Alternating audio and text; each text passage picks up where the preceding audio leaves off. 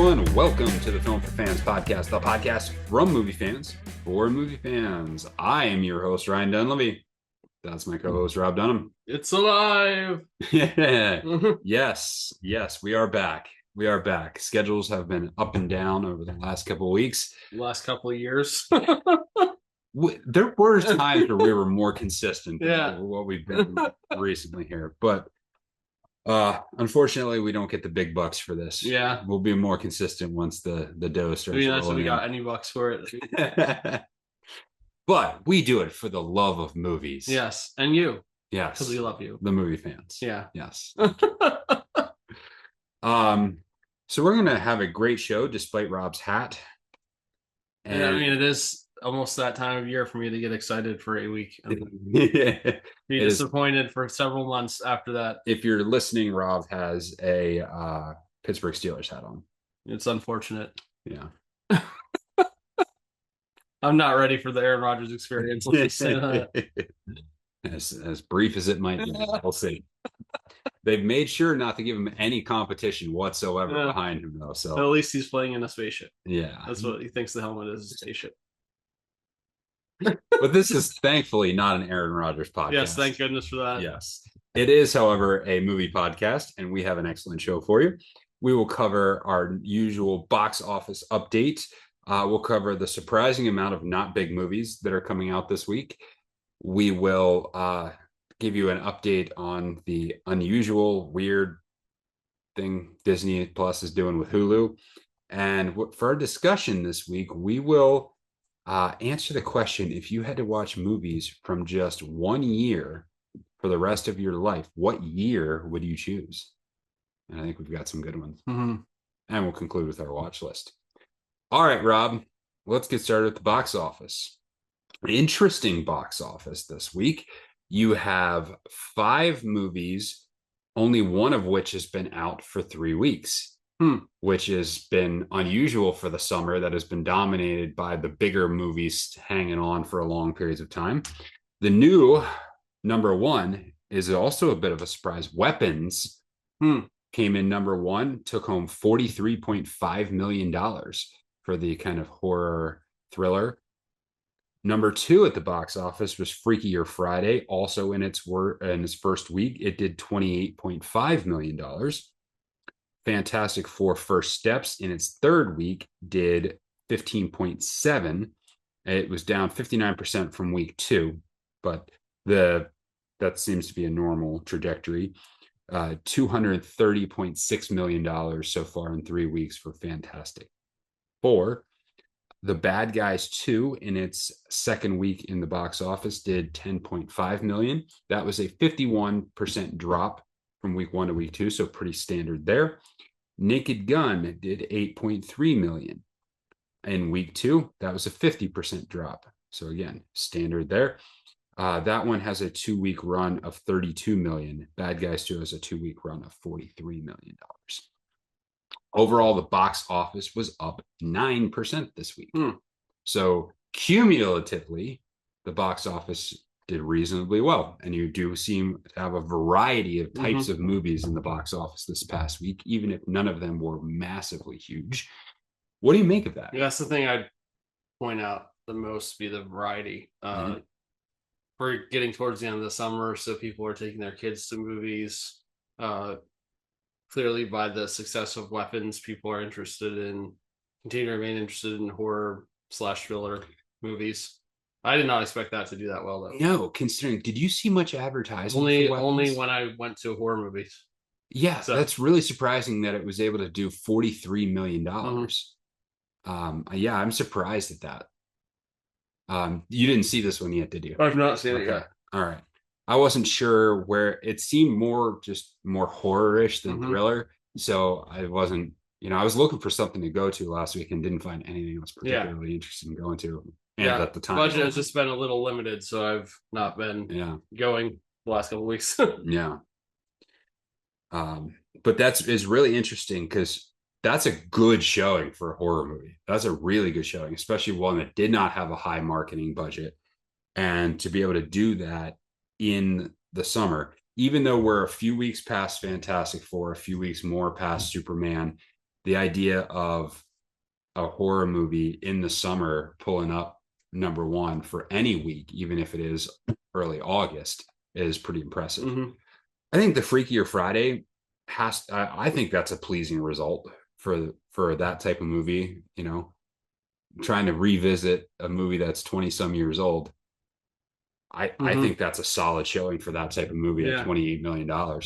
And Lindsay Lohan's everywhere now, apparently. Apparently. Also Verizon commercials. Yeah. Although I literally had to look up who is the girl in the Verizon commercial. Because she doesn't look like anything like doesn't Lindsay look Lohan. anything like Lindsay Lohan Yeah. at all. Hey, at least she's back. Yeah. Like, she was in a rough place for a long time. Yep. And apparently she's doing okay now. Yeah. So that's a win. Hopefully it stays that way. Yeah, that's a win. So yeah. good for her. I mean, she had a great trajectory going with Mean Girls and some other things, and then just kind of went completely off the rails. Did you look? I'm assuming you've seen the original Freaky Friday. Did you like that? It was okay. I thought for the time I thought it was half decent. Like it fit very well within like that mid 2000s. Like there was a lot of movies that came out in that time frame that had similar feels and vibes to them, and I thought all of them had a decent level to them. None of them were fantastic, but they all had a decent level to them. So slightly above a Disney Channel original movie. Yeah, good enough to be in the movie theater. Yeah, good enough to be like something you could watch on a weekend and be like, okay, that was fun. Yeah, good family movie. Sure. Which is just there needs to be more of those. Yeah, I agree. Another genre that kind of less like by the wayside, but it's back now with Freakier Friday, and it did pretty well. I think Fantastic Four has a decent trajectory. It's not going to kill it at the box office, but I think that's a solid showing for Fantastic Four. And nothing really to say about the other ones. Not really. No. So let's move on to the movies that are coming out this week. I'm taking a shot at this. A lot of nothing. The biggest one coming out is Nobody 2. I could be wrong on this, and I'll tell you why in a second. But Nobody 2, rated R, an hour and 29 minutes. Suburban dad Hutch Mansell, a former lethal assassin, is pulled back into his violent past after thwarting a home invasion, setting off a chain of events that unravel secrets about his wife Becca's past and his own. This stars Christopher Lloyd, Bob Odenkirk, and Connie Nielsen. Did you see the original? No. I heard it was good, but I missed it. It's just one of those I missed it and I flagged like, I should watch that sometime. Just never got around to it. It's interesting to me that first up on the bill is Christopher Lloyd and not Bob Odenkirk. Yeah. Because Bob Odenkirk is the name character. So it was interesting to me that the first up maybe Christopher Lloyd is Nobody too. Oh, yes. It took, how far are we into this? So he's actually like 8-10 minutes in the podcast to get one of those jokes in. We're going back to Nobody. Yeah. 2. Yeah. Okay, that wasn't that great, but I'm not the pun master, so that one came out. It's coming out this weekend. Now, why that might not be the number one release is another movie that came out that's coming out this weekend, Americana, rated R, 1 hour 47 minutes. The reason this might be number one is because it stars Sydney Sweeney, and since everybody seems to be talking about Sydney Sweeney, maybe people will go see her movies. The lives of local outsiders and outcasts violently intertwines with a rare Lakota ghost shirt. When a rare Lakota ghost shirt falls onto the black market in a small South Dakota town. Okay. I don't know what that means. I think it's kind of like it's a kind of a Western-ish feel vibe to it. So Sydney Sweeney stars Paul Walter Hauser, and Halsey is in this one as well. I can't wait to dress up in my rare Lakota ghost shirt to go watch this movie. I don't even know what a rare Lakota ghost shirt is, but hey, Sydney Sweeney's making a movie about it. I don't know.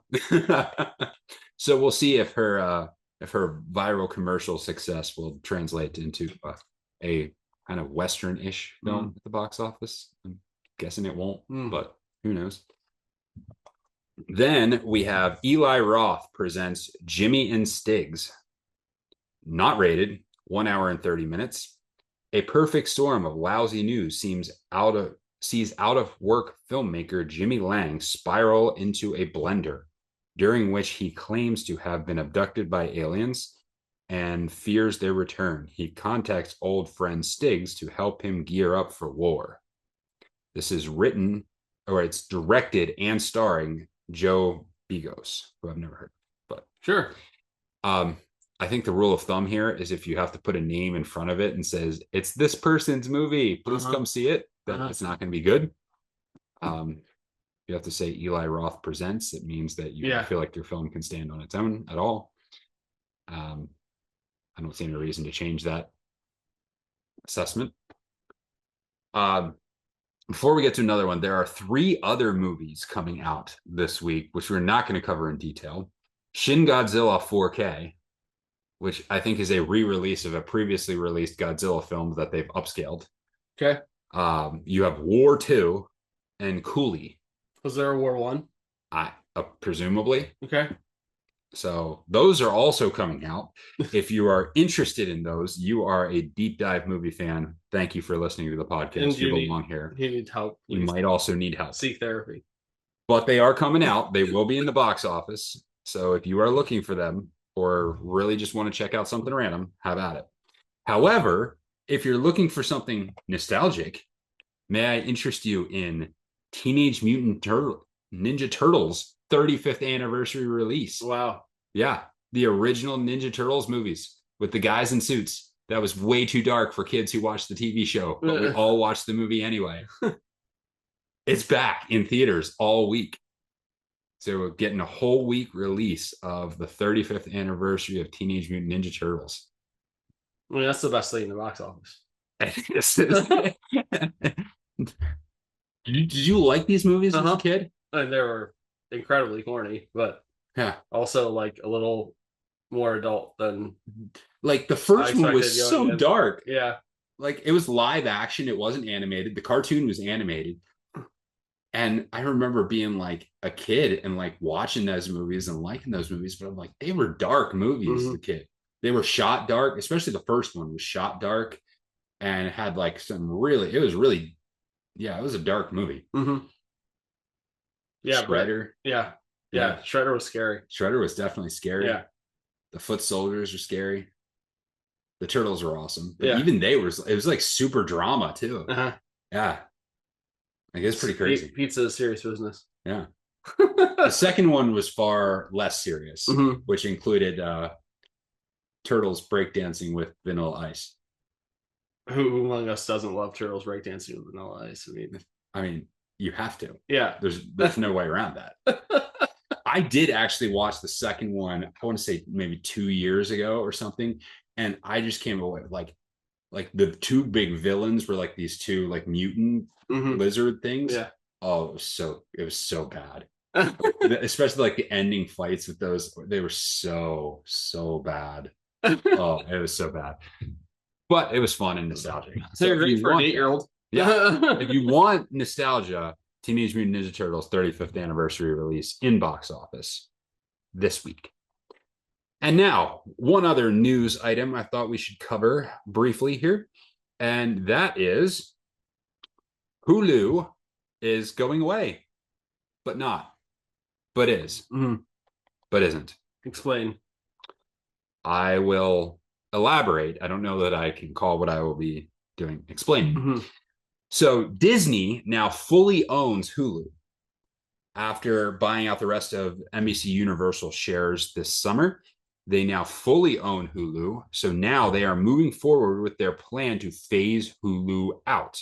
Now, what that means is quite complicated. All of the Hulu content will now be available under the same app as Disney, but Hulu will still retain its own like independence, sort of. They will be like a phase, like a part of the Disney Plus app, but will be separate from Disney Plus. And you have to access them the same way, but you can have separate streaming service accounts for one or the other. And this is not confusing. They're doing that. So Hulu will now be under Disney Plus and merged with Disney Plus, but will not be separate from Disney Plus. Plus presents Hulu. Yeah, Hmm. one of those maybe. Kind of more confusingly, now this doesn't really affect American audiences, but Disney Plus's international star branding will be replaced by Hulu. Why? No one knows. That's going to happen this fall. So Disney Plus already has various hubs to it. Disney, Pixar, Marvel, Star Wars, National Geographic. Like, you know, if you've been in the Disney app, you can click on one of those hubs. I'm guessing Hulu will now be an additional one that gets included under there. But unlike the rest of them, you can have a separate Hulu subscription and not subscribe to the rest of Disney Plus, but you'll need Disney Plus to access it. We can have a separate Disney Plus subscription and not be subscribed to Hulu, I'm guessing. I'm guessing. Yeah. It's very strange. So I don't know what they're doing and why they're doing it. But it's like when Premier Parks bought Six Flags and then changed their name to Six Flags. Yeah. So is Hulu's apparently a bigger name internationally than Disney? That doesn't seem right. No. Also, of note in this article as well, Disney is currently in the process of acquiring Fubo TV and will be merging that with Hulu's live TV service. That's interesting for someone who is subscribed to Fubo TV. Yeah. Yeah. So that's going to be Hulu Live, which is now Disney Plus. Hulu, Fubo, Disney Plus Live. I don't know how they're going to work that or what they're going to do on that front, but that's that they're going to do something. Sure. And apparently, it's all going to be under Disney Plus, kind of. So if you're a subscriber there, look out for that. I don't know how this is going to affect me because I have the most random Hulu account ever. In that, like in 2018, Hulu offered a deal where if you have a Spotify account, like for $2 a month more on your Spotify account, you can get a Hulu subscription. I signed up for that, and they did away with that plan like years ago, but I'm grandfathered in. And so they don't even charge me for it anymore. Huh. And I still get Hulu. So I've been essentially getting Hulu for free because I'm grandfathered on this old plan. And I have no idea if that's going to retain once this sort of merger goes through. However, I will, of sad note, my 2-year run of free Paramount has come to an end. I had the 1 year, a couple years ago, they were offering a deal for like $30 for the year. So I pulled up the web page on my laptop to sign up for it. And it was like expiring at like noon or something. And I forgot. And like at 12:15, I went in to the webpage that I already had loaded, signed up for it. And like, it didn't charge me for anything, but gave me full access to Paramount. Something weird happened. And so for the last 2 years, I've had full access to Paramount, including like the Showtime add-on, and have not paid a dime for it. Wow. And this past weekend, I went into the Paramount app and it's like, renew your subscription. Oh. So after 2 years of freeloading based on a Paramount subscription error, my reign has come to an end. I am no longer a freeloader on Paramount Plus. Yeah, I have Hulu, the Hulu Disney ESPN thing. Yeah. And that's shared with our family. And then I have Fubo as well that I pay for. So we'll see how what happens. Yep. But that is all the news we have for you here. And now we will move directly into our discussion topic. So this came up. I found this on Twitter/X. I think it was All the Right Movies Twitter account tweeted this out. So I'll try to give them credit for it, I think. But they asked the question, and I thought it was a fun question for us to discuss. If you had to watch movies from just one particular year for the rest of your life, what year would you choose? So we're talking like you could choose all of the movies that came out in a given year, say 2006, and you would have access to all the movies from that year and no access to any other movies. What would you do? And what year would you choose? And so Rob and I each picked a year, and we will discuss why. But let's talk first about criteria. When evaluating which year to choose, and that being your library for the rest of your life, what criteria went into that for you? Well, it has to involve like movies that are my favorite were near the top of my favorites list. At least a couple. And So you have to have that. Are in the year that I picked. Yeah. Because I know, like, going into it, that I'll want to watch those movies multiple times. Yes. Because I'll need to be able to watch those movies multiple times. Yeah. But there also needs to be a wide variety of kinds of movies for different emotional feelings of different days. Mm-hmm. Yeah. I'm similar lines. You have to have one movie that's high up on your all-time rankings list because you need the quality aspect of it, but also the variability and the quantity makes a big difference too. Because if you're in the mood, whatever mood you're in, you need to have something for it. And this is where I think later years might struggle because there's not the variety. So it'll be interesting to see which movie years we chose. Well, we did behind the curtain a little bit. We did talk about it. And we did both picked the same year, kind of. Ryan had a couple of backups, but yeah, I was kind of dead set on. There is a very obvious year if you are a big fan of movies and have spent any time evaluating movies that came out in different years. Like if you've evaluated movies by the quality of the year, if you spent any time with this, there's a very, very obvious answer for this if you are over the age of like 30 or 35. And if you're not, you should watch the movies from this year. You should absolutely watch movies from this year. And this year is 1994. It's 1994. That's Rob's pick for this. Yeah. It's 1994. Now, Rob, talk to us about why 1994 was such an amazing year for movies. The Shawshank Redemption. End of argument. No, I'm just kidding. That is the lead for me, though. Yeah. My favorite movie of all time. Yeah. Yeah, 1994. So you gotta. That's up there. Consider that, but also consider that Forrest Gump. You might have heard of it. Pulp Fiction. The Lion King. Speed. Yep. All came out. No, these are like 5 top movies. You can argue where they might be in like your top lists. Certain people like certain ones more than others. The thing about all those movies is they're all eminently rewatchable. Some really good movies are not rewatchable. Yeah. But all of those are. I would say The Lion King probably has an argument to be the most rewatchable animated movie ever. Just because of a lot of the quotes that come out of it, how good the music is, how good the story is, even though Disney stole it. It's a good movie. It's a great family movie. You always watch it with a whole new generation of families that comes along. 1994 was also Jim Carrey's ridiculous reign of comedy. Yeah. Where The Mask, Dumb and Dumber, and Ace Ventura all came out in 1994. It's absurd. Which, how does that, like, I can't even imagine that happening now. Yeah. Like, that's unbelievable. Like, maybe an actor will have 2 good movies in a year if they're lucky. Yeah. Usually it's 1. Yeah. So to have 3 movies that he's the face of when it comes to comedy, and 3 movies that are just they're so funny. Yeah. My favorite of the 3 is The Mask. Just because The Mask is probably my favorite, and hopefully my parents aren't listening to the podcast. Because my babysitter let us watch this movie when I was 12. She brought over the VHS tape of this, and I was introduced to Cameron Diaz. Before she was a skeleton.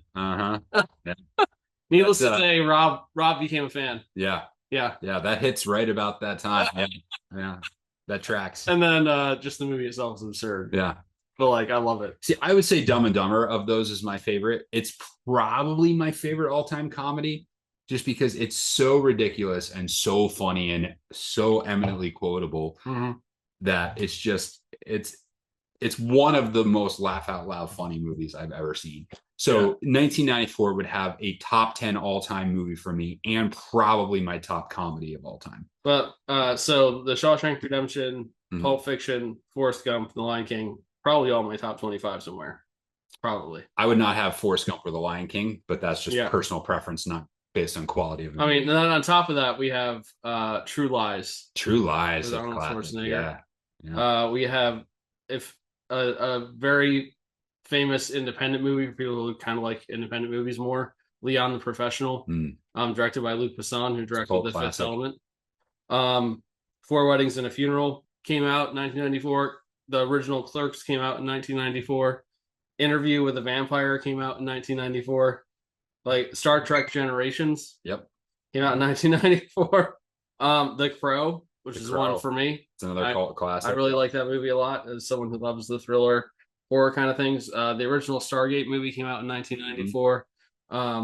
Blue Chips with Shaquille O'Neal. Not a good movie. Not a good movie. But Above the Rim, also a basketball movie. Oh yeah, Above the Rim was great. Not a great movie, but like enjoyable. Like that was that genre of like kid family friendly movies that were really, really good that they don't make anymore. Yeah. Blank Check came out. Blank Check is awesome. Yeah. Speaking of that, we had D2 The Mighty Ducks. Oh yes. Came out in 1994. Which was the first movie that I got to go to watch in the movie theater without my parents. Really? Okay. However, my mom did go see it before. I got to go see it. Fair enough. Because my friend was watching it at a birthday party, so she had to go make sure that it was okay. Fair enough. And thankfully, I got the go ahead. The movie Maverick came out in 1994. With Mel Gibson. Yeah. Playing the gambler on the paddle boat. Yeah. Going down the Mississippi River. Angels in the Outfield. The childhood classics, Rain in 1994. Yeah. Yeah, and underrated The Shadow with Alec Baldwin came out in 1994. It's seen that one. Very interesting. You should kind of a precursor to superhero kind of movies, like alter ego movies. And then one of my personal favorites that I watch every Christmas time, The Santa Claus. The original one, the Santa Helen. You know, I loved that as a kid. I don't think I've watched it again as an adult. I don't think I have. I think I pretty much watch it every year. Last Christmas, I was thinking about watching it just to see what it was like as an adult. But I just my kids and I actually watched through all of them because the Disney released a new series last year. So we watched through all of them and then watched the series together. So yeah, I'm a big fan of the Santa Claus. Awesome. Yeah, 1994 was absurd. Yeah, 1994, classically really, really good movie. Oh, and Junior with Arnold Schwarzenegger. That also came out in 1994. Not going to call that one a classic. No, just not going to happen. It's classically disturbing. If you are a younger audience, that's the one where Arnold Schwarzenegger gets pregnant. So perfectly reasonable movie. Reasonable movie premise. Yeah. Just absolutely, completely reasonable. Yeah. Who among us hasn't thought of that? Yeah, for sure. Oh man, yeah, 1994 is probably, if you're gonna pick just for sheer volume, is probably the right answer here. Yeah. You got anything else for 1994? I do not. What do you got? All right, so because I did not choose 1994, another year that I chose was 1999, and 1999 was also a very good year for movies. It does not have the top end star power necessarily that 1994 does, but it does have the huge wide variety and a high floor of quality of movies. The biggest one here, arguably the biggest one here, and one of the reasons why I chose this year was The Matrix. The Matrix came out in 1999 and really dominated that. And that's an all-time classic sci-fi movie. It would be in my top 50. I don't know exactly where it would rank. I haven't quite gotten that. I don't know if it's top 10, but it would probably be top 25, just because of the impact of that movie and how great it really is. So The Matrix is up there. You also had the real key to 1999 being so good is the wide variety of movies that came out in 1999. The biggest movie of the year, box office wise, was of course Star Wars: The Phantom Menace, which I like significantly better than some of the Star Wars fans. I actually don't mind that movie at all. You also had The Sixth Sense. You had Toy Story 2. If you're into comedies, you had Big Daddy. You had a Bond film, The World Is Not Enough, came out this year. You've got romantic comedies. You've got Notting Hill. You've got Shakespeare in Love. The Green Mile came out in 1999. Runaway Bride. Did I say that one? I think I said that one. The classic, if you're a horror fan, you've got the classic Blair Witch Project, the indie Blair Witch Project as well. You have some interesting like murder mystery thrillers. You have Double Jeopardy. Of course, you had the The classic American Pie came out that year. Entrapment, which is a highly underrated suspense thriller with Catherine Zeta-Jones and Sean Connery, which I really, really like. Deep Blue Sea, American Beauty came out in 1999, won the Best Picture. Classic movie there. But you have stuff like The Bone Collector, Three Kings, A Civil Action, Message in a Bottle. Any Given Sunday came out that year. Cruel Intentions, which is a crazy movie. I've never seen that one. But also 10 Things I Hate About You, possibly the most classic late 90s, like if you're telling someone what was late 90s generic movie looks like 10 Things I Hate About You. Fight Club came out in 1999. I mean, how cool are all those movies? October Sky, if you like really, really solid drama. Random Hearts was another solid drama. What else did you have here? Saving Private Ryan was 98. It just made a whole bunch of money in 1999. Arlington Road.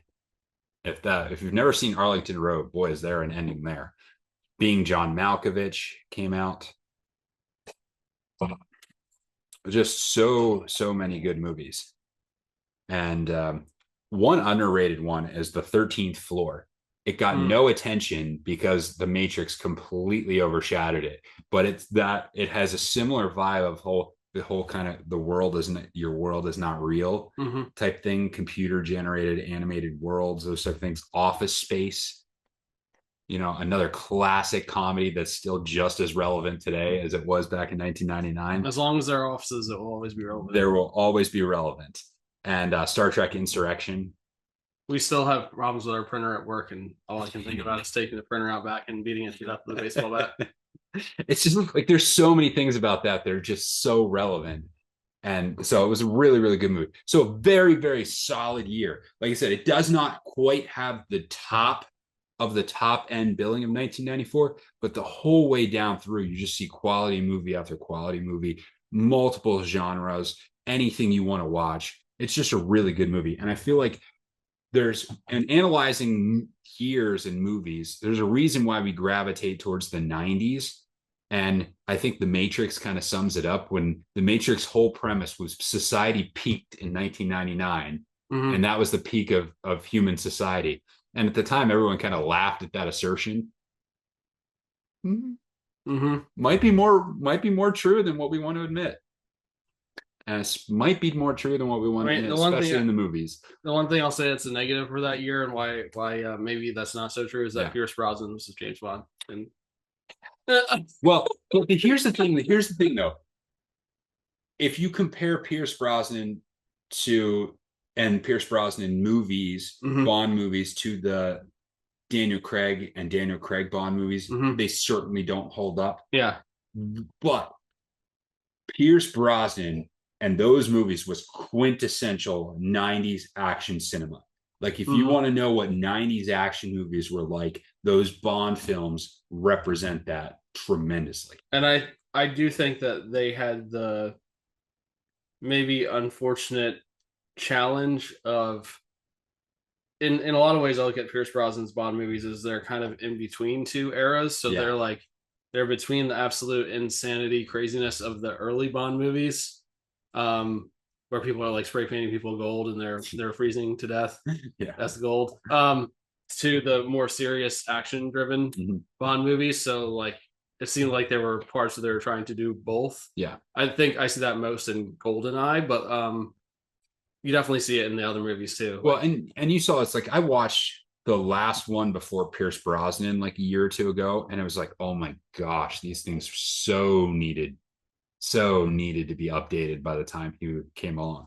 And the same thing happened with Pierce Brosnan. By the time you get to 2002 and The World Is Not Enough, or not The World Is Not Enough, Die Another Day, like, it was so dated, especially when you compared it to like Minority Report, Born Identity, and those type of things. Like, action had moved in a different direction, and Bond was late to keep up.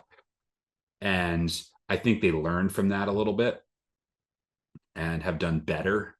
And I think they pulled Daniel Craig out at probably the exact right time to do that. We'll see what's coming next for Bond. But really fantastic year, and I would have no problem. Still waiting to find that out. Yeah, they're still holding that close to their vest here. So that probably means we're not getting a Bond movie anytime soon. I'm pretty sure it's not going to be Pierce Brosnan again. It is not. All right. Well, that was a good discussion. If you have a specific year that you think would be the one you would choose, let us know. I'd love to hear what years you are interested in. Now we'll wrap up with our watch list movies we've watched over the last week. Rob, what'd you watch? So I pretty much only saw The Naked Gun. Okay. I had a free movie ticket in my rewards thing from Queensgate, so I went and saw that, and I was just kind of in the mood to laugh at something stupid. Yeah. And boy, oh boy, was it stupid, and did I laugh. And that's the key thing. If it's stupid, that makes you laugh. Yeah, went with a friend who said he very rarely laughs out loud, and he laughed out loud several times. Nice. I don't want to give away much of this because you should see it too. Yeah. But the very beginning of the movie, I knew I was in for a great movie that's going to make me laugh, because it's all serious, and they're in a bank and they're pulling off a heist, and the bad guy pulls the thing out of the safety deposit box and turns it over, and it literally says on it P.L.O.T device. Fair enough. As soon as I saw it, I was like, yes. Nice. Yes, this is it. Nice. This is it. And endlessly drinking coffee throughout the entire movie, having coffee handed to them as they're driving down the street from a random arm from I don't know where. Drinking a cup of coffee and throwing it away and getting another one 1 minute into walking in the police station. Yeah. Just like the running gags throughout it, and the homage to the original ones. Yeah. I thought it was done very well, and I could use more movies like that, because sometimes you just need to not have to think and just laugh. Mm-hmm. And there were several very good, just very simple plays on words and making fun of specific tropes. Like you've got the detective who's watching the girl and talking in his inner monologue, and he's like, she had a body that could carry a head around. It's like it was great. Nice. Great. Highly recommend it if you're wanting to watch something dumb and laugh. Awesome. If you're wanting to watch something serious, don't go see it. No, for sure. For me, I watched 2 movies since the last time we met. I did finally get around to Jurassic World Rebirth. Have you seen that one? I have. Okay. It was okay. Yeah, those were my thoughts. It was fine. It was a Jurassic Park movie. It's a later Jurassic Park movie. Yeah. I don't think it partly I'm wondering like what more do you have to tell me in this universe? And I left Jurassic World Rebirth and like you didn't have really anything new to tell me or anything that makes me really want to re-engage here. So the movie was fine, but the thing that stuck out to me the most as a problem, and interested if you resonate with this, is that when you reset something so many times, and you introduce all these new characters, like it seemed like they were trying to force feed like this is why you should feel really bad for these people because all this bad stuff happened to them. Yeah, and you're like, well, I just met them. Yeah, like there's just not the same connection as when you're trying to do a franchise like that. You can't just throw people in and be like, oh, you have a movie. I guess there's going to be more movies with them. Maybe. I don't know. But it's like, but why do I want to go see another movie? Yeah. Like, what did you tell me? How did you expand the universe in a way that's interesting that you have something else to tell me? And they don't have anything else to tell me. It's corporate greed, bad, us little guys doing the right thing, good. Like they don't have anything new to tell me. And so I went to see it because I'm like, I'll check it out. See if there's anything to it. This is why the new Avatar movie will still make $2 billion somehow. Like that franchise is like, I'm going to be at the point where I'm going to be like, I'm literally going to be protesting these things just because like they're an assault on everything I love about movies. But there's fire people in this one. It's different. They're so bad.